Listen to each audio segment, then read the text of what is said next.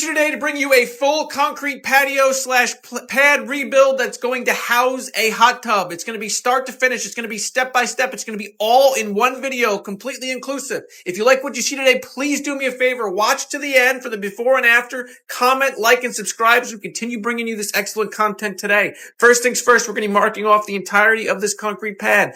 We're going to be squaring it off to the deck, which is going to give us about a 14 by 14 pad. Since it's going to be housing a hot tub, we're going to be making it 6 inches thick. We're going to be digging down. We're going to be excavating down 6 inches below grade. We're going to be screwing our form together. We're going to be plumb level and squaring our forms. We're going to be excavating out. This is a bit of a harder dig. We're doing it all by hand. We're then going to be shooting heights, compacting the forms in from the back, nailing up some fiber expansion joints, and we're going to be putting in some rebar that's going to carry the slab so it doesn't settle along the house. Next, we're going to be making sure we have 6 inches absolutely everywhere. Then we're going to be putting our wire mesh in, and we're going to be tying it together. A trick's also going to be added to this for the hot tub. This is inspected, both electrical and a slab inspection. Now we're using 4,500 pound concrete. It's 4,500 PSI. It has fiber mesh reinforcement. It's going to be 6 inches thick. We are lifting up the wire mesh that it's in the concrete pad as we pour. So it's about a third of a way up into the concrete.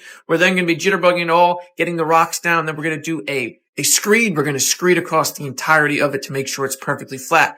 Next, we're going to get our speed poles, and we're going to be doing our bull float, and we're going to be knocking down all humps, bumps, and lumps. This will leave some lines behind, not to worry. Then we're going to be doing our rough edge, and then we're going to be using our magnesium float to go around all the edges we couldn't hit with the giant bull float. Next, we're going to turn attention to the steel trowel. This is going to get all the lines out entirely. The humps, stumps, and lumps were already knocked down, but there's still lines from the bull float. This gets all of the lines out and make sure we're perfectly flat so we can put our finish on. We're using a blower just to get all the leaves off that keep coming back in the way. Then we take our hand steel trowel to go around all the object like the electrical conduit and things that are in the way. Next, we're going to be taking our broom. We're going to be putting a broom finish on this. Yes, it's going to be covered once the hot tub is on here, but we still want any bits that are exposed to have a rough finish on them so it will be anti-slip, especially since people will be getting out of the hot tub with wet feet.